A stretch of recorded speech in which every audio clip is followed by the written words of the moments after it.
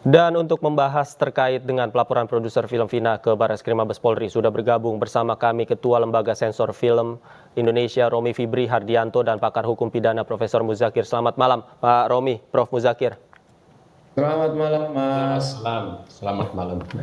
Saya ke Pak Romi terlebih dahulu. Pak Romi, pertama saya ingin mulai dari tanggapan Anda terhadap hal ini. Begitu pula dengan klasifikasi film Vina, sebenarnya dari perspektif film itu seperti apa?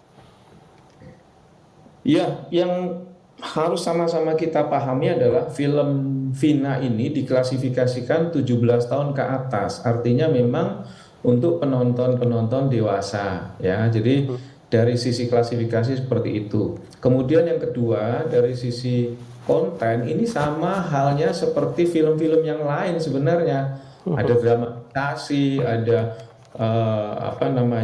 dramaturgi yang dibangun di situ, kemudian ya tentu plot, kemudian juga skenarionya, naskahnya itu kan berbeda ya, karena ini bukan film dokumenter yang mendokumentasikan persidangan, kemudian proses hukum dan segala macam. Jadi ini film yang disajikan sebagai sebuah tontonan dengan diberi disclaimer juga di depan, bahkan juga beberapa kali kalau diperhatikan ya, baik produser maupun sutradaranya juga sudah menyatakan bahwa ya ini film yang dia bikin sama dan sebangun dengan film-film lain yang kita tonton.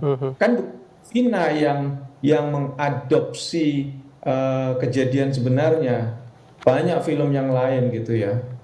Termasuk juga ada film yang kelasnya dokumenter dan waktu itu sempat membuat heboh juga itu. Maksudnya heboh itu menjadi pembicaraan ya. Jangan heboh dalam kacamata hukum kemudian mengganggu ketertiban ya Pak Muzakir. Jadi lebih ke pembicaraan gitu. Seperti misalnya dulu ada kopi sianida ya kalau ingat. Itu kan bertanya-tanya, bahkan wartawan dan teman-teman pers, media juga waktu itu sempat bertanya-tanya gimana, bagaimana dan seterusnya. Nah, sama sebenarnya seperti itu status filmnya. Oke, Pak Romi, tapi yang saya penasaran artinya film Vina ini dalam kaidah-kaidah film semuanya berjalan sesuai koridor dari yang Anda temukan. Terlepas dari hal apa yang perlu dan tidak perlu disensor. Oh iya, di film ini kan sudah diberikan pernyataan soal disclaimer-nya ya, bahwa ada dramatisasi. Kemudian juga kalau diperhatikan pembuat film ini tidak bermaksud seolah-olah ingin mengungkap sebuah kasus atau agar kasusnya diungkap lagi dan seterusnya. Ya, dia hanya menggambarkan apa yang memang diceritakan di film itu berdasar awal tanda petik ya.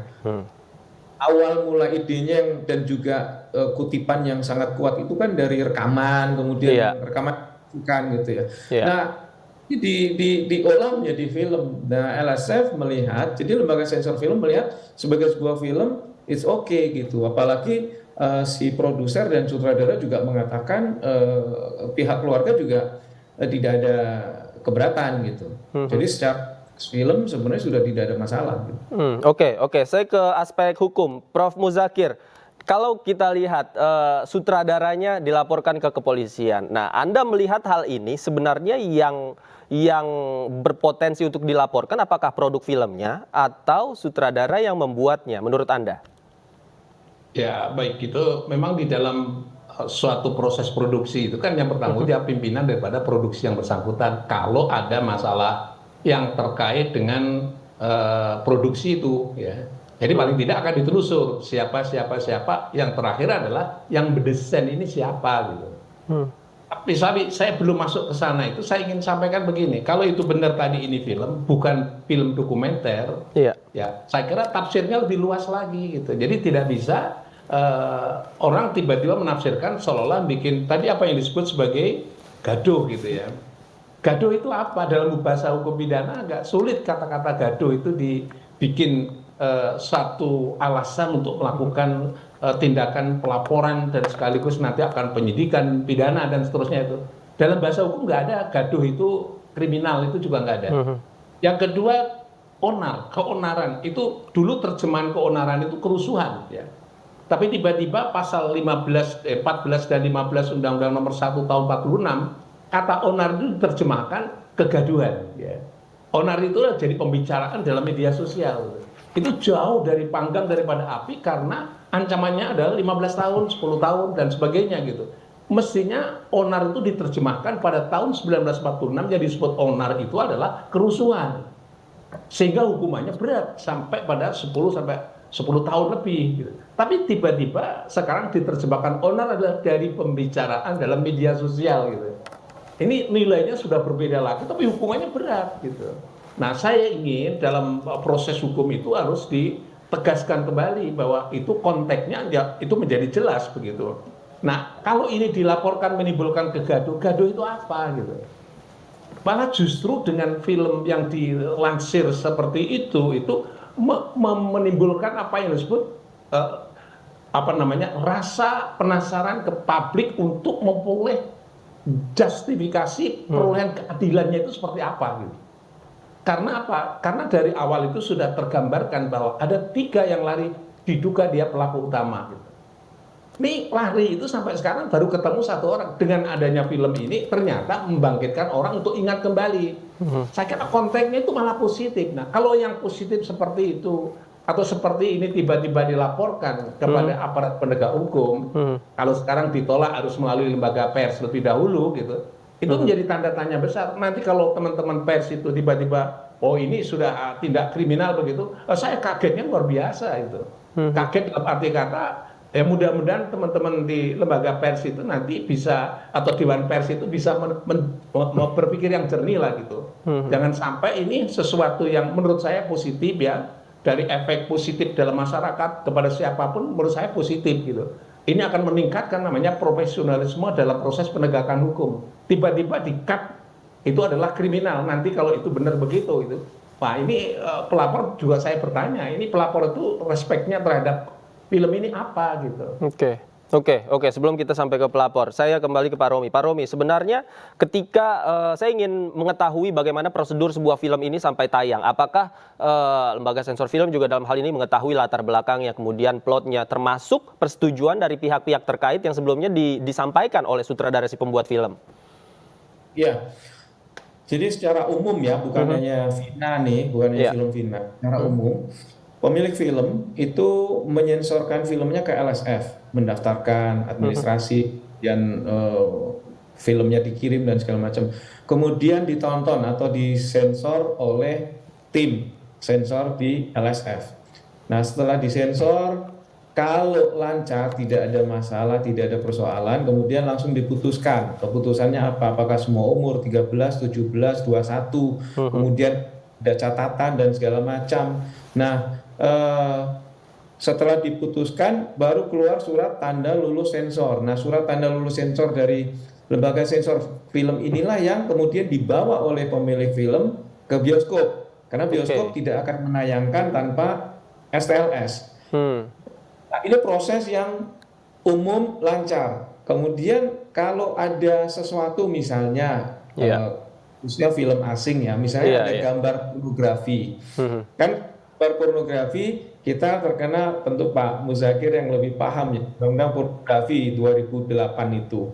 Jadi LSM memberi catatan, ini ada pornografi segala macam, sehingga harus diberikan catatan, entah diapain filmnya, sehingga si pemilik film harus memberi perhatian khusus pada adegan tersebut. Nah, terjadi komunikasi, dialog, bahkan mungkin perdebatan juga. Kemudian ujungnya apa? Apakah si pemilik kemudian ya sudah, karena memang adegannya pornografi, bahkan menunjukkan unsur ketelanjangan, gambarnya saya hilangkan saja deh. Ya udah. Kemudian si pemilik film memberi revisi sendiri, membuat revisi sendiri, kemudian diproses lagi oleh LSF. Setelah clear, baru keluar surat tanda lulus sensor. Nah, yang terjadi secara umum gitu. Artinya dalam film Vina ini tidak ada catatan Pak ya ketika itu? Ya, tidak ada masalah dalam film ini. Tidak ada masalah. Oke, saya catat. Saya kembali ke Prof Muzakir. Prof, artinya dalam persoalan sutradaranya tadi dilaporkan Andi Umbara ini, yang sulit tadi Anda katakan adalah membuktikan bagaimana mendefinisikan kegaduhan itu. Nah, kalau menurut Anda, bisakah laporan ini mungkin nantinya akan ditindaklanjuti? Seperti apa potensinya, Prof? Ya, itu tadi yang sekarang ini yang istilah bahasanya melalui proses namanya lembaga pers karena menyangkut hubungannya dengan Dewan Pers. Gitu. Ya itu tergantung nanti hasilnya itu seperti apa. Kalau lembaga sensor film tadi sudah disampaikan clear ya, sesungguhnya kalau ini tempatnya pada film, ya seharusnya cukup dengan lembaga sensor film ya. Kalau lembaga sensor film sudah oke, ya ready, sudah selesai gitu. Kalau sudah tayang nggak menjadi masalah gitu. Tapi kalau itu tadi direkomendasi untuk lembaga pers, saya kurang tahu itu film konteksnya hubungan dengan pers itu berbeda lagi. Iya. Kalau pers itu urusan pemberitaan gitu. Iya. Nah, kalau itu produk film terus diberitakan, itu yang memberitakan filmnya itu atau yang justru film yang diberitakan itu yang salah gitu. Ya, saya ulang lagi ini, sensornya itu bukan lembaga Dewan Pers ya, sensornya lembaga sensor film. Karena dulu saya membantu lembaga sensor film itu pada zaman Titi Said pada saat itu Bapak. Jadi saya melihatnya perlu ada sensor, ya perlu ada sensor. Dan ternyata kalau itu sudah diseleksi lolos sensor, ya, berarti sudah clear and clean bahwa itu untuk konsumsi publik di Indonesia bisa oke, sudah sah gitu ya. Nah mestinya pertanyaan saya, laporan itu ditujukan kepada siapa? Kalau itu Dewan Pers, berarti ini bagian daripada pers gitu. Iya. Kalau ini bagian dari pers, ya menurut saya nggak benar juga, wong ini kompetensinya adalah sensor film ya, karena ini film ya film gitu. Jadi kalau itu film dibawa ke Dewan Pers, menurut Salah saya, alamat ya. Oke. Pertama itu ya salah alamat, yang kedua tidak tepat juga. Kalau itu ke Dewan Pers ya tolong yang publikasi film itu mungkin itu yang dimaksud gitu. Tapi kalau yang publikasi filmnya itu yang dimaksud ya jangan pertanggungjawabannya tidak bisa adresannya itu kepada pembuat film yang bersangkutan begitu. Oke, Pak Romi, tapi kan kita tahu ada beberapa film yang kadang menimbulkan polemik di masyarakat. Kemudian juga ada seruan-seruan boikot dari masyarakat. Nah, apakah hal-hal seperti ini, kemudian juga film yang mendapatkan sorotan dari masyarakat secara masif ini menjadi salah satu pertimbangan lembaga sensor film dalam mengambil keputusan untuk menentukan film ini layak atau tidak? Oh, pertimbangannya tentu konten filmnya ya. Ketika menyensor film, yang jadi pertimbangan adalah konten filmnya. Bukan misalnya Pak Muzakir tiba-tiba mengatakan kepada LSF, kalau saya nggak suka film ini karena begini-begini, kemudian itu menjadi pertimbangan. Itu proses kerjanya. Jadi LSF itu menyensor berdasar konten film yang ada. Nah, kemudian dari situ diberikanlah keputusan lulus sensor semua umur 13, 17, 21 seperti saya sampaikan tadi. Nah, akan halnya kemudian setelah lulus dan ditonton oleh masyarakat itu juga boleh kok, ini kan sudah zaman demokrasi ya. Jadi masyarakat juga bisa kok menyampaikan pertanyaan, bahkan kritikan kepada lembaga sensor film. Dan perlu saya sampaikan, LSF sudah beberapa kali juga menerima baik orang maupun beberapa orang yang sifatnya komunitas atau kelompok yang bertanya kepada LSF, ini gimana sih itu? Nah, itu biasa terjadi. Nah, persoalan adalah acap kali yang melakukan protes itu belum nonton filmnya. Dari siapa, kemudian mungkin beredar ya di medsos atau di WhatsApp grup atau apa gitu ya, film ini kok begini, sementara mungkin belum pernah nonton filmnya sehingga menangkapnya itu berbeda. Datang ke saya pernah juga kami menerima tamu yang melakukan protes itu, kemudian malah kami ajak nonton, ayo sudah nonton filmnya belum Pak. Akhirnya di kantor LSF kita tonton bareng dulu tuh. Tonton bareng, kemudian ditanyakan kepada beliau-beliau yang hadir, bagaimana setelah melihat filmnya? Iya, nggak ada masalah ya, kenapa ribut-ribut ya? Nah, jadi ada banyak variabel, Mas. Pertama, itu ribut karena belum nonton, tapi karena sudah heboh, ya.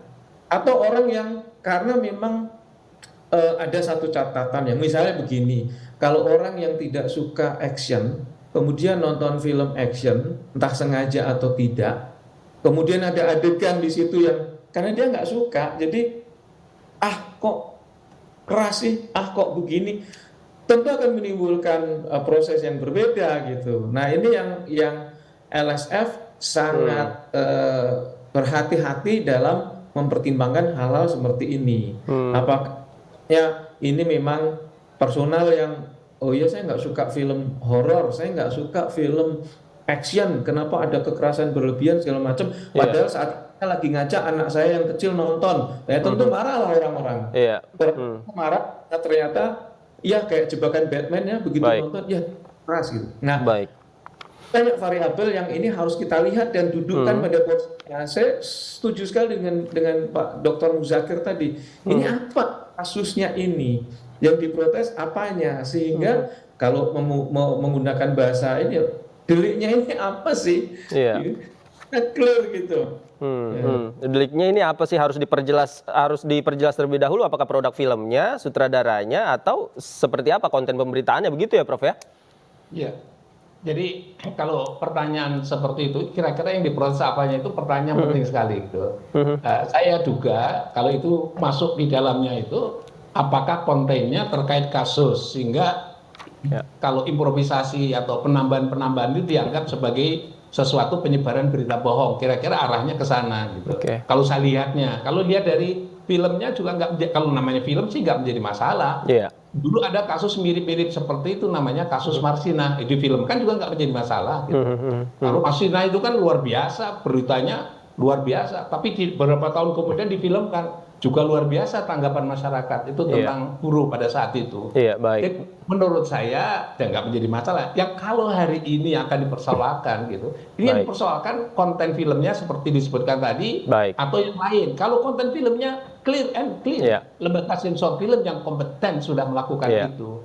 Nah, itulah kira-kira pokok masalahnya. Jadi kalau toh mau dilaporkan, tolong sebut aja laporan itu pasal berapa, tindak pidana apa begitu. Harus jelas dan tidak salah alamat ya. Apalagi masyarakat juga memiliki hak untuk menafsirkan ya, memiliki penafsiran masing-masing atas sebuah produk, termasuk produk film begitu ya. Terima kasih Prof. Muzakir sudah bergabung bersama kami. Pak Romi juga terima kasih banyak sudah bergabung bersama kami di iNews Sore. Selamat malam, sehat selalu Bapak-bapak.